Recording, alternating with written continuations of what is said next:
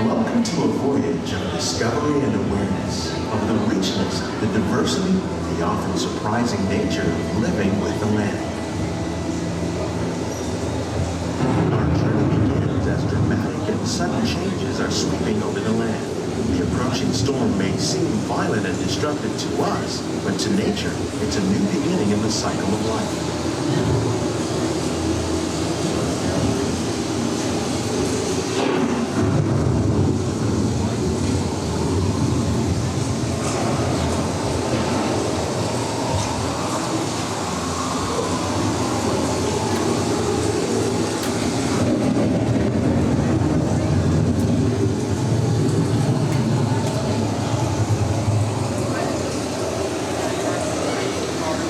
The surface of the land, roots trap water from the flowing mud, extracting precious nutrients and minerals.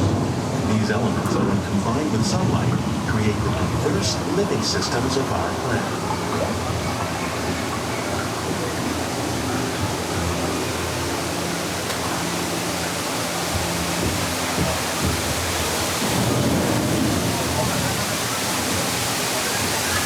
One of those living systems is the rainforest, home to the most amazing concentration of life on our planet. These dense and beautiful forests cover only a tiny portion of the Earth's surface, but they contain more than half of its plant and animal species. Rainforests are also extremely rich and productive living systems, providing us with oxygen, food, medicines, and other elements essential to our lives.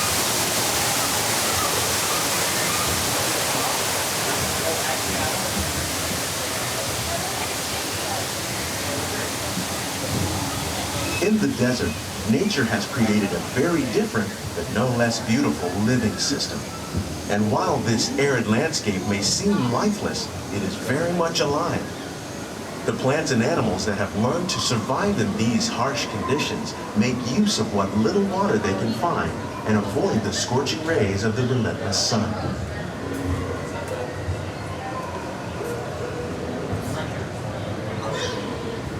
The American prairie once appeared as desolate as the desert, but over time, rainwater and nutrients gradually penetrated the hard surface of this land. Even the hooves of the mighty buffalo helped create the rich soil that would one day become home to the American farm.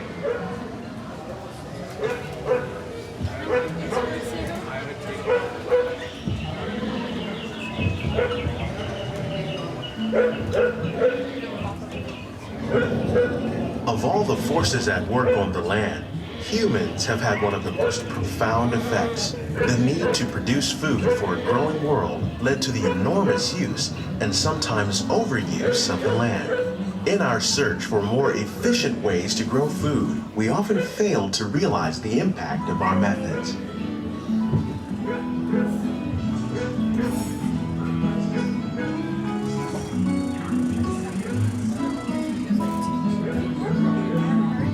Today, we're learning to live with the land, discovering better ways to grow food that will assure both human and environmental well-being.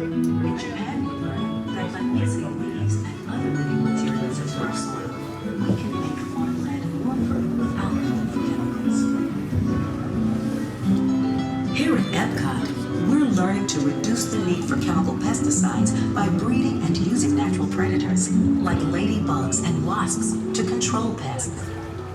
In the farmlands across America, we're learning that by plowing under vegetation containing natural fertilizers, we can enrich the soil without the use of chemicals. In arid regions, we're learning to produce food on desert seacoasts by developing and planting crops that thrive on salt water. In Japan, we learn that by mixing leaves and other living materials into our soil,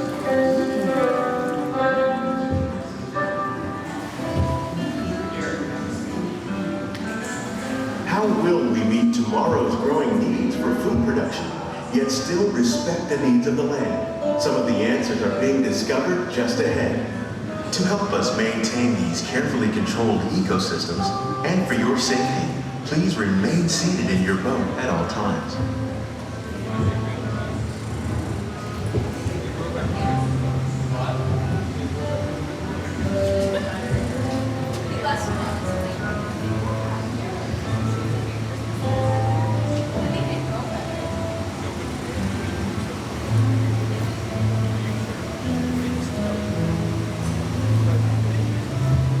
Welcome to our glimmering greenhouses, where scientists from EPCOT and the U.S. Department of Agriculture illuminate the wondrous gifts we receive from the land. Join us as we ring in the most bountiful time of the year.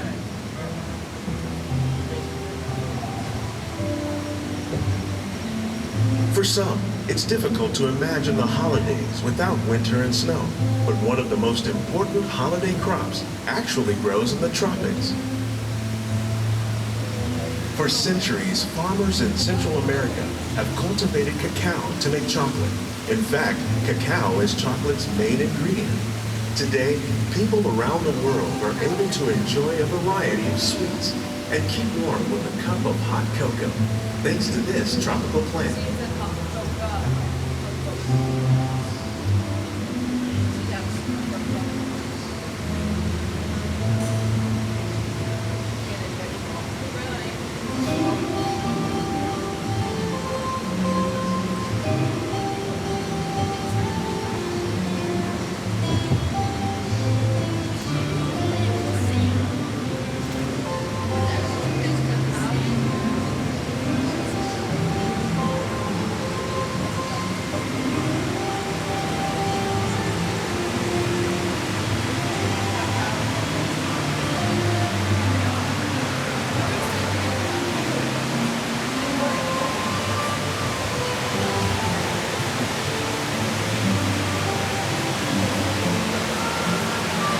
When you think of holidays, you might not think of fish, but seafood is an essential part of many festive meals.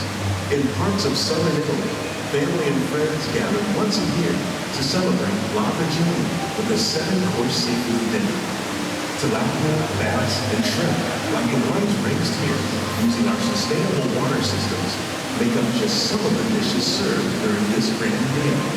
Today, in the United States, the tradition is known as the Feast of the Seven Fishes.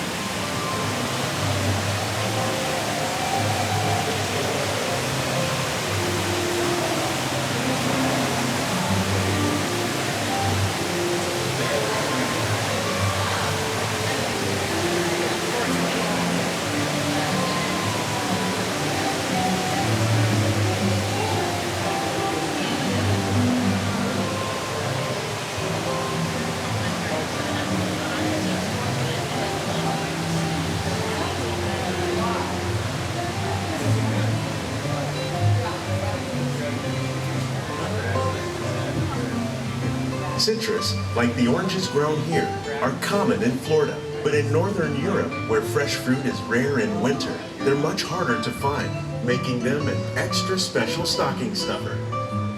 During Chinese New Year, these vibrant fruits are given as gifts of good fortune.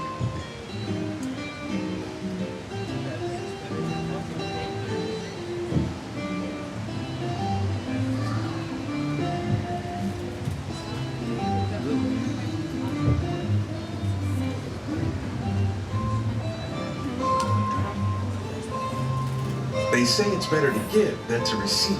And in this greenhouse, we're celebrating the holidays by giving back to the land using innovative farming techniques. By recycling water, we can give plants rich nutrients. By giving plants ladybugs, we're able to control pests and reduce the need for pesticides. And by growing ground plants vertically, we give them better protection from disease.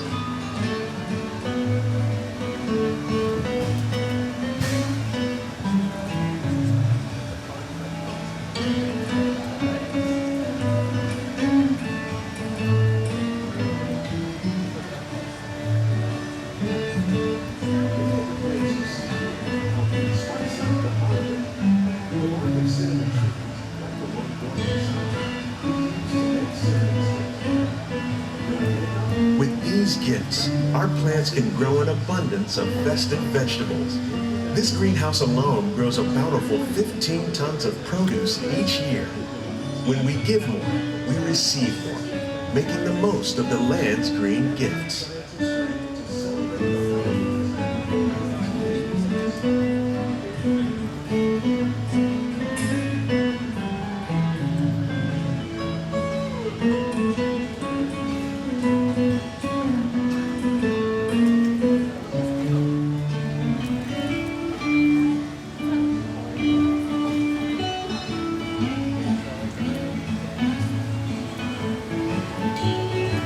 Many of the plants you see here help spice up the holidays. The bark of cinnamon trees, like the one growing beside you, is used to make cinnamon sticks. Do you like eggnog? You can thank nutmeg for its signature taste. Other spices, like ginger and vanilla, add flavor to a variety of holiday cookies, cakes, and other delights. By cultivating these festive plants with care and good cheer, EPCOT scientists are able to celebrate the holidays with the land's many gifts.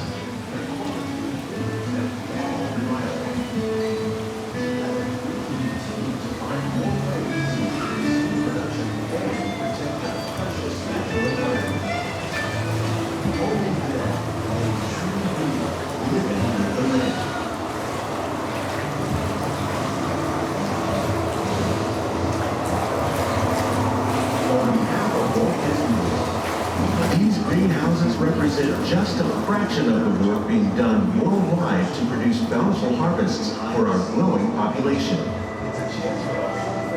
Scientists, farmers, and even backyard gardeners are doing their part to improve the quantity and quality of foods that we all rely upon.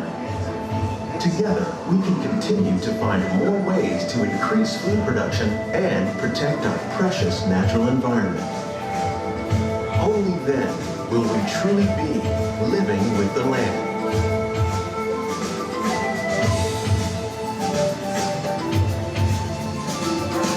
On behalf of Walt Disney World, we hope you've enjoyed this unique journey through our living laboratories.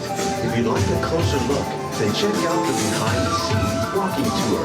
It's a chance for the whole family to get up close and personal with the plants and growing techniques in our laboratories. Please keep your hands and feet inside the boat and remain seated until the boat comes to a complete stop.